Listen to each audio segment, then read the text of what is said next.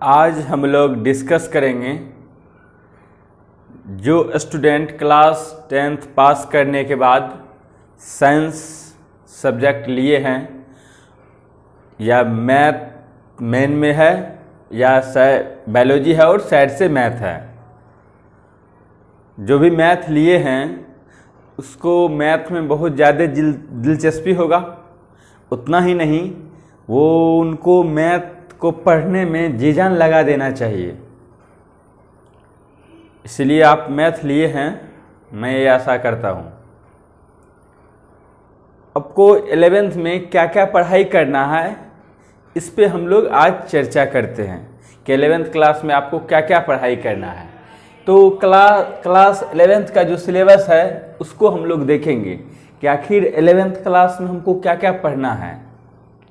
Math तो subject बहुत अच्छा है, पढ़ने में बहुत अच्छा आपको लगेगा, लेकिन आपको पढ़ना पड़ेगा, सीखना पड़ेगा, कंसेप्ट पे ध्यान देना पड़ेगा, उसको सीखना होगा। तो फर्स्ट टॉपिक है सेट्स एंड फंक्शन। उसमें 3 टॉपिक आता है। पहला सेट्स, दूसरा रिलेशन फंक्शन, तीसरा ट्रिग्नोमेट्रिक फंक्शन। सेट्स समुच्च को कहते हैं, सेट्स का हिंदी समुच्च होता है, रिलेशन फंक्शन का हिंदी संबंध और फलन होता है, और ट्रिग्नोमेट्रिक फंक्शन का हिंदी त्रिकोणमितीय फलन होता है। तो ये रहा इसका हिंदी। तो हम लोग फर्स्ट टॉपिक के बारे में भी बात करते हैं, relation and function, sets and फलन। ये मेन टॉपिक है, सेट्स एंड फंक्शन, समुच्च तथा फलन। समुच्च तथा फलन आप हिंदी लिख सकते हैं।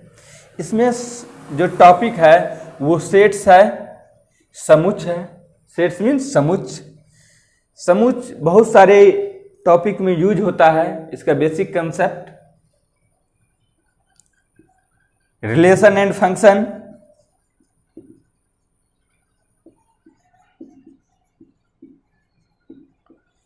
संबंध एवं फलन। रिलेशन और फंक्शन ये दोनों 11th और 12th दोनों में है। 11th में भी कुछ टॉपिक है, 12th में भी है, और बहुत इंटरेस्टिंग है।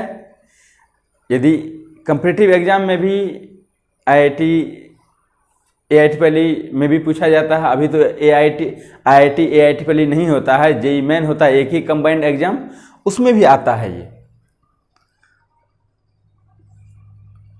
ट्रिग्नोमेट्रिक फंक्शन, त्रिकोणमितीय फलन। ट्रिग्नोमेट्रिक फंक्शन, त्रिकोणमितीय फलन, ये जो टॉपिक है इसका अपना तो बहुत इंपॉर्टेंस है ही 11th में भी, लेकिन ये बहुत सारे टॉपिक को पढ़ने में हमको मदद देती है 12th में भी। जैसे 12th में इन्वर्स ट्रिग्नोमेट्रिक फंक्शन है, इसके बिना तो हो ही नहीं सकता। ये ऐसा टॉपिक है, कहीं भी इसका यूज कर लीजिए किसी भी टॉपिक में और सवाल अच्छा बन जाता है। तो ये बहुत अच्छे से आपको पढ़ना होगा। वैसे आप 10th में भी इसको थोड़ा पढ़े थे, लेकिन 10th में आप थोड़ा पढ़े थे, अभी हमको बहुत ज़्यादा पढ़ना है। तो ये सब बात आपको ध्यान रखना होगा कि बहुत अच्छे से पढ़ना है ट्रिग्नोमेट्री को। पढ़ना तो सभी टॉपिक को बहुत अच्छे से है, लेकिन ट्रिग्नोमेट्री को आपको और ज़्यादा अच्छे से पढ़ना है, क्योंकि ट्रिग्नोमेट्री का तो एलिमेंट में भी बहुत ज़्यादा अच्छा कंसेप्ट है, अच्छे कंसेप्ट हैं, और वही उस कंसेप्ट का 12th में भी यूज है। जो भी फार्मूला है उसको प्रूफ करेंगे, आपको भी समझना है, सीखना है। तो ये हो रहा सेट्स एंड फंक्शन में ये कंसेप्ट। अब हम लोग दूसरे नंबर में जाते एलजेब्रा के बारे में। एलजेब्रा बहुत अच्छे टॉपिक होता है, सभी कंपटीशन के दृष्टि से, इंजीनियरिंग वाले, जनरल कंपटीशन, सब में एलजेब्रा का बहुत इंपॉर्टेंस रखता है। तो एलजेब्रा में हम लोग एलजेब्रा बीजगणित में हम लोग पहले प्रिंसिपल ऑफ मैथमेटिकल इंडक्शन के बारे में बात करेंगे। किसके बारे में? Principle of mathematical induction. First topic इसमें क्या है? Principle of mathematical induction.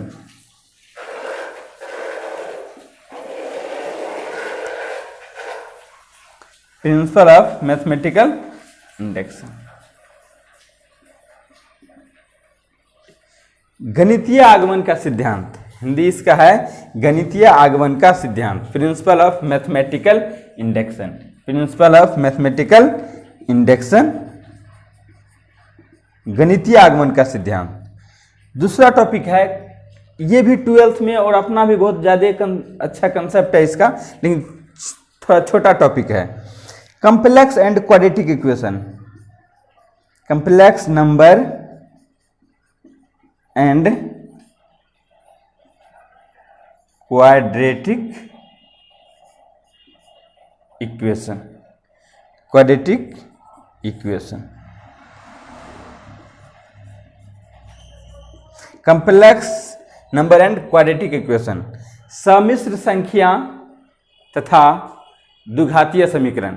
आप क्वाड्रेटिक इक्वेशन तो 10th में थोड़ा पढ़े होंगे, कॉम्प्लेक्स नंबर नहीं पढ़े हैं, इसका एक 11th में नया कंसेप्ट है, आपको सीखना है अच्छे से, क्योंकि आप मैथ सेलेक्ट किए हैं तो आपको अच्छा से मेहनत करना होगा मैथमेटिक्स में। ये रहा 2 टॉपिक अलजेब्रा में हुआ। तीसरे टॉपिक का बात हम लोग यदि करें, तीसरे टॉपिक का बात यदि करें हम लोग, तो तीसरा टॉपिक इसमें हो जाता है permutation and combination, permutation and combination. इसका हिंदी हो गया,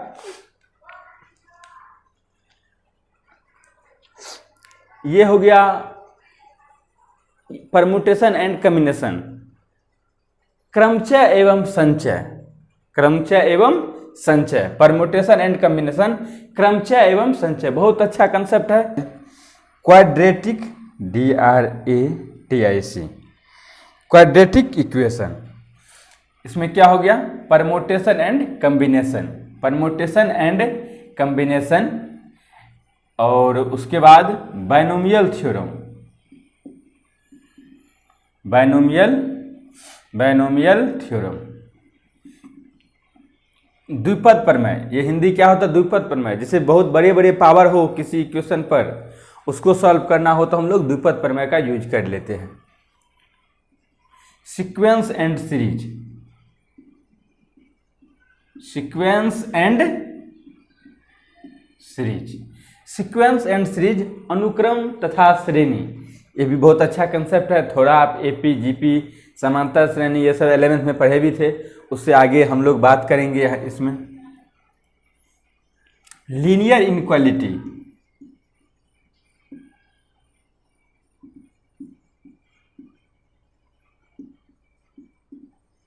लीनियर इनक्वालिटी, रेखिक असमीकाएं, बहुत अच्छा टॉपिक है, 11th में भी है और 12th में भी है, और इसका बहुत हर एक इक्वेशन में, अधिकतर इक्वेशन में इसका यूज किया जा सकता है कंसेप्ट को अच्छा करने के लिए। अब आया तीसरे टॉपिक पे, हम लोग कोऑर्डिनेट ज्योमेट्री के बारे में बात करेंगे, कोऑर्डिनेट ज्योमेट्री के बारे में, कोऑर्डिनेट ज्योमेट्री, निर्देशांक ज्यामिति, निर्देशांक ज्यामिति, कोऑर्डिनेट ज्योमेट्री। उसमें जो फर्स्ट टॉपिक पढ़ना है वो है स्ट्रेट लाइन, स्ट्रेट लाइन, सरल रेखाएं, बहुत अच्छा कंसेप्ट है कंपटीशन की दृष्टि से भी, 11th 12th की भी दृष्टि से भी। Conic section,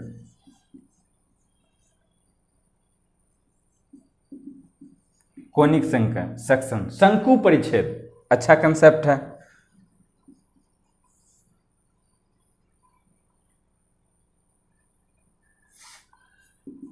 introduction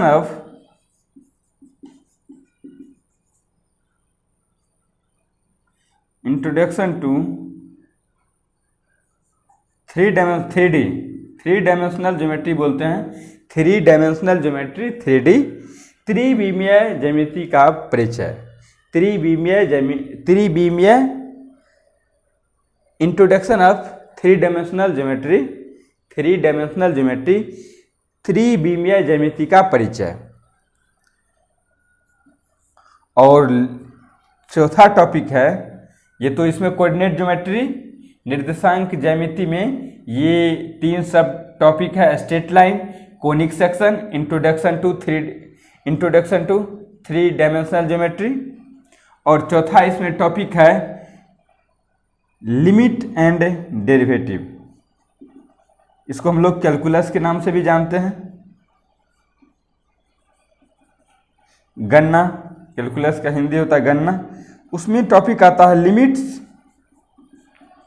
limits and derivative.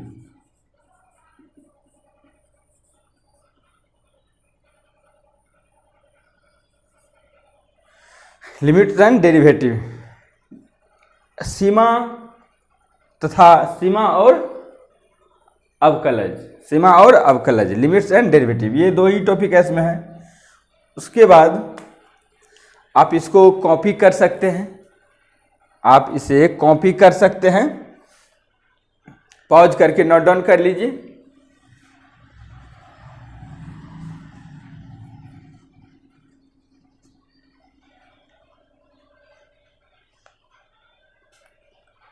आप इसको पॉज करके नोट डाउन कर लीजिए।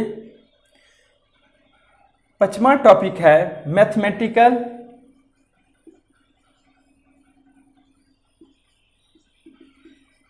रीजनिंग, गणितीय विवेचन। इसमें सब टॉपिक भी यही है, मैथमेटिकल रीजनिंग है।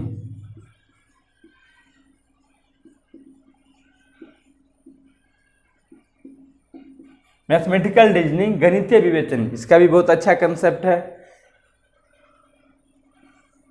6 में है स्टैटिक्स एंड प्रोबेबिलिटी।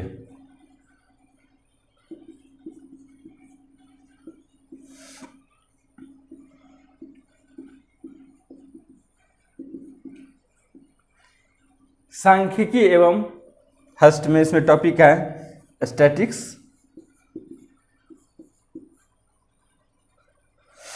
और दूसरा टॉपिक है प्रोबेबिलिटी।